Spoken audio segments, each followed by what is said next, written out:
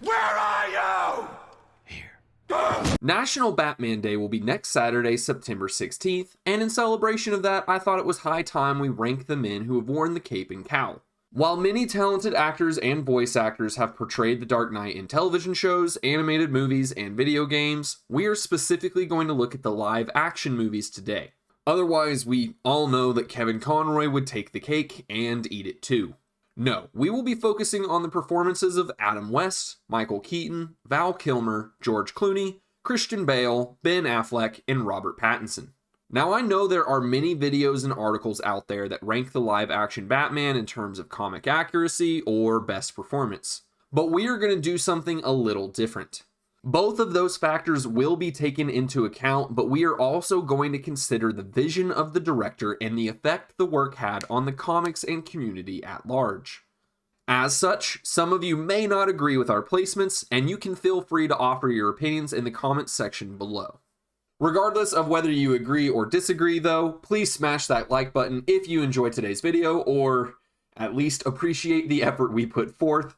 I am your host Jacob. Let's rank the live action Batman. Number 7, George Clooney. George Clooney is universally accepted to have been the worst Batman by everyone, including himself. He clearly did not put forth much effort as either the Dark Knight or as Bruce Wayne. And I mean, sure, he is smug and a bit of a playboy, but that isn't Clooney acting. That is just Clooney being himself in the 1990s. But it isn't even that he didn't try very hard, but that he clearly didn't understand the character. The original script of Batman and Robin had scenes showing Bruce Wayne still contending with the death of his parents. But Clooney argued for their removal, believing that no one would feel bad for a 30-year-old billionaire playboy brooding over their murders, otherwise known as the moment that made Batman. But even then, we cannot blame the entire failure of Batman and Robin on George Clooney's performance. The studio clearly meant for this film to appeal to younger audiences. Schumacher leaned into the zany and didn't put much of his own creativity to task. The supporting roles were hammy and not well thought out, etc. Ultimately, everyone who worked on the project deserves some blame for this movie. And while Batman's compassion for Dr. Freeze at the end is a very Batman thing to do, it is far too little and far too late to save Clooney's performance. So he earns 7th out of 7. Number 6, Ben Affleck. Putting Ben Affleck at number 6 was actually harder than you might think, as I really do believe he could have been great. Everyone on this list did a pretty good job with the exception of Clooney, who we have already talked about. The problems I had with Batfleck are largely aimed at Zack Snyder, who has gone on record as saying he never really liked the character, and who very clearly cherry-picked elements of Frank Miller's The Dark Knight Returns to create a much more ruthless Batman than even Miller ever intended. Someday we will make a video ripping apart Zack Snyder's idea of the character, but that is not the purpose of today's video. Even so, Affleck carries out Snyder's vision of the character flawlessly, and I really wish we'd have gotten to see him play the Caped Crusader under a director that actually cared about it. Out of all the people on this list, I think he simultaneously hides and embodies the pain and anger that Batman feels the best. Except maybe Robert Pattinson, but we will discuss that more later. As Bruce Wayne, he comes off very believable as an aging, smug billionaire, and the fight scene against the Mercs in Dawn of Justice was just simply awesome. In fact, the first thing we see him doing in Batman v Superman is running into a crumbling city without any equipment or protection, saving a little girl and then stopping to comfort her. Something that, if you watched my video over what makes Batman Batman, you know is very important. I had a lot of problems with Snyder Batman, but Ben Affleck's performance is not one of them. Had subsequent movies like Justice League or The Flash taken steps to remedy the character, he probably could have been higher up on this list, but they didn't, so 6 is where he lands. Number 5, Val Kilmer. Val Kilmer is easily the most underappreciated Batman on the big screen. He dialed back the killing from Keaton's version of the character. He was the first in live action to really lean in on doing separate voices for Bruce Wayne and Batman, and he and Schumacher really focused on the duality between the two identities. In fact, many of the deleted scenes in that movie focus even more on the trauma Bruce experienced, and the differences between his public and private personas. His performance isn't perfect. He does seem a bit stiff in the Batsuit, but I blame the Batsuit for that more than him. I have a hard time buying his super goofy grin after flirting with Nicole Kidman's Dr. Meridian Chase, and he does directly lead to the death of Tommy Lee Jones's Two-Face. But even then, I think he deserves a lot of credit for diving into the role like he did. He had the unfortunate task of following Michael Keaton, who most people saw as the definitive version of the character at the time, in a movie that was supposed to be a direct sequel to Tim Burton's films without Tim Burton. Honestly, if you watched this movie and consider it separately from the Burton-Keaton films, you will probably enjoy it a lot more, and may have a higher appreciation for Kilmer's work. Bob Kane even went on record as saying that Kilmer was the closest to the vision of Batman before he passed in 1998. But to be fair, he reportedly said that about Clooney's overall look as well, so take that with a grain of salt. Regardless, Kilmer may not make it into the top 3, but I confidently place him in the top 5. Number 4, Michael Keaton. I imagine this is where the comment section is going to light up, as Michael Keaton finds himself not first, not second, not even third, but fourth. No one can deny that Keaton's performance is both iconic and important for the Batman legacy. Prior to Batman 89, the last Caped Crusader on the big screen was Adam West's version of the character. While comic fans had largely moved past this impression thanks to Frank Miller's The Dark Knight Returns, the larger public had not. Keaton's Batman is stoic, intimidating, and was many people's first real introduction to the character. I certainly think he did a good job in the role, and I will forever think of Keaton's Batman and Michelle Pfeiffer's Catwoman as the definitive version of the couple. Having said that, there are a few problems I have with this version of the character we must address.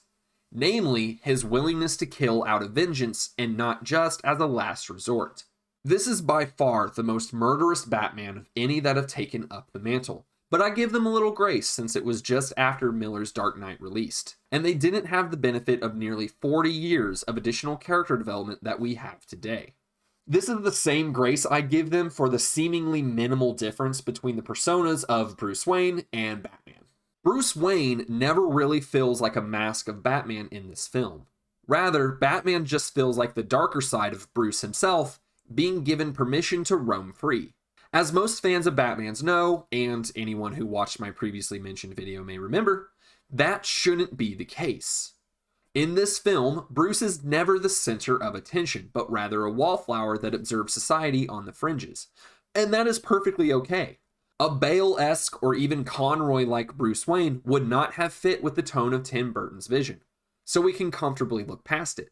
Keaton's performance is certainly iconic and deserves its place in Batman's legacy, but we think there are 3 more deserving Batman that we will talk about now.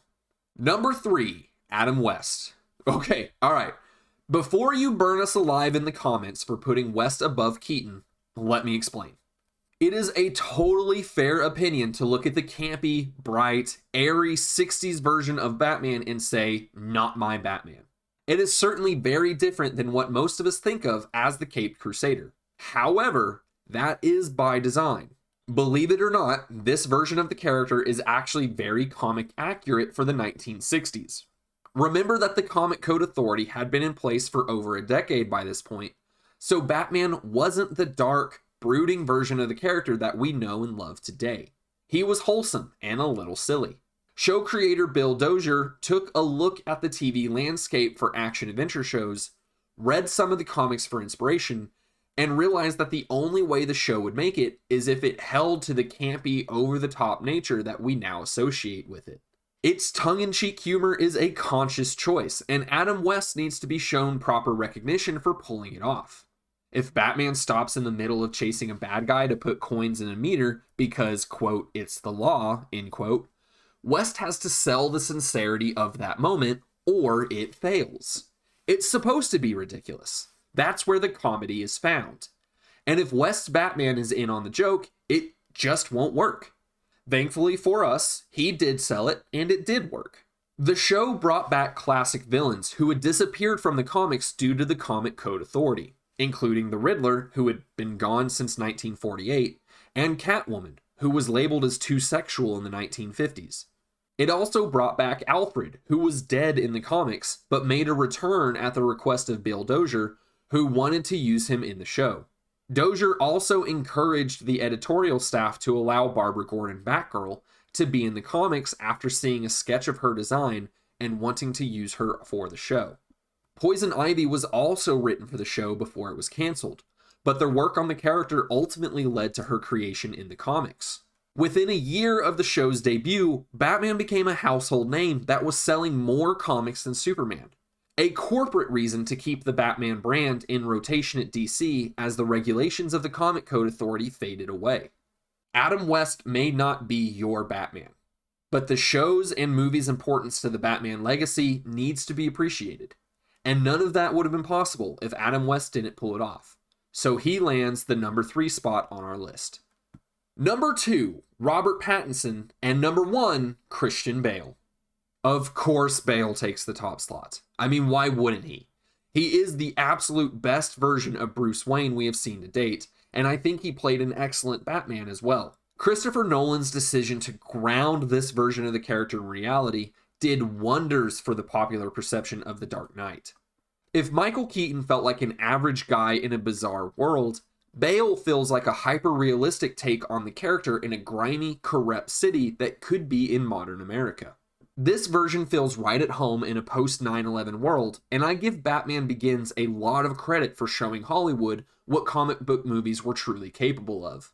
When I was researching this video, I did find a certain corner of the internet that thinks Bale is the worst Batman, but I just wholeheartedly disagree with that.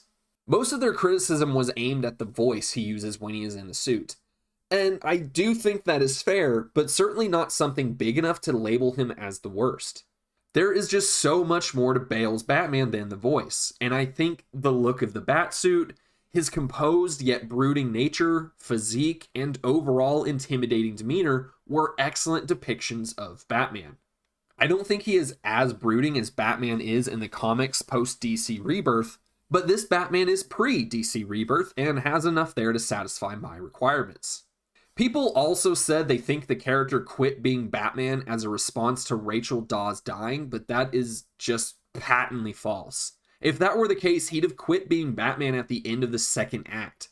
And if you believe that, you just don't understand the plot or themes of Nolan's Dark Knight at all.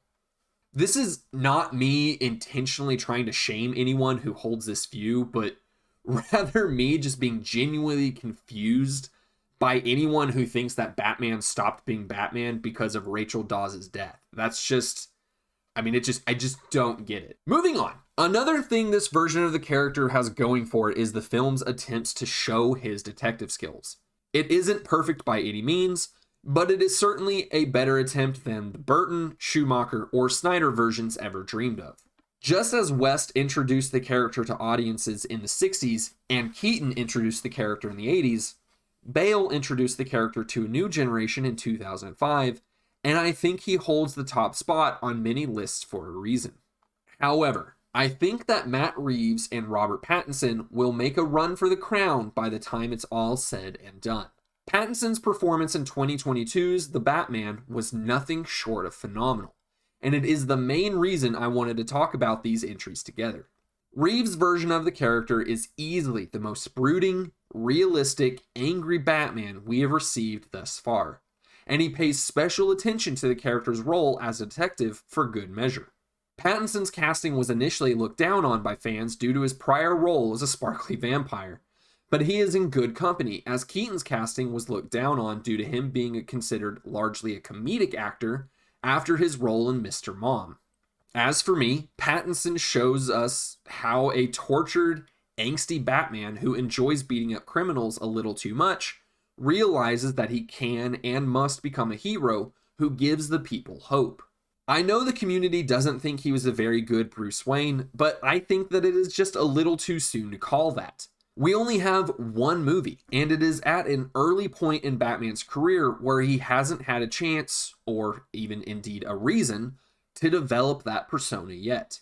We know that Matt Reeves has a multi-picture contract with Warner Brothers that was signed after the success of The Batman at the box office, and I think we can look forward to several sequels in the next few years. While Bale might be number one for now, I truly think that Robert Pattinson will eventually take the throne as the best Batman in the live-action movies. But that is just my opinion, and I am sure that many of you will disagree with at least one of our placement decisions. If you do, feel free to leave a comment below. If you did enjoy this video, then please give it a like and subscribe to the channel for more, as our next video will also be Batman movie related.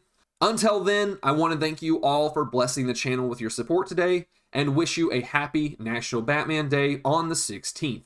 I have been your host, Jacob. Thank you all again, and I will see you in the next one. I'm Batman.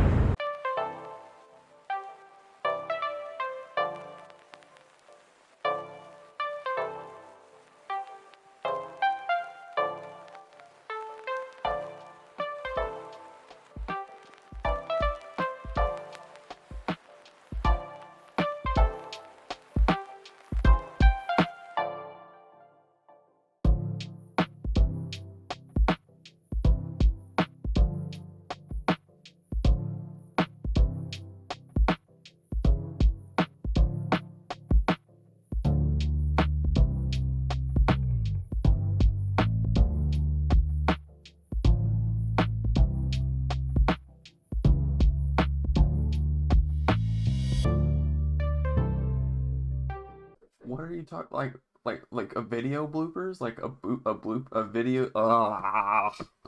full of bloopers, or like a weekly little cameo, like a weekly little cameo?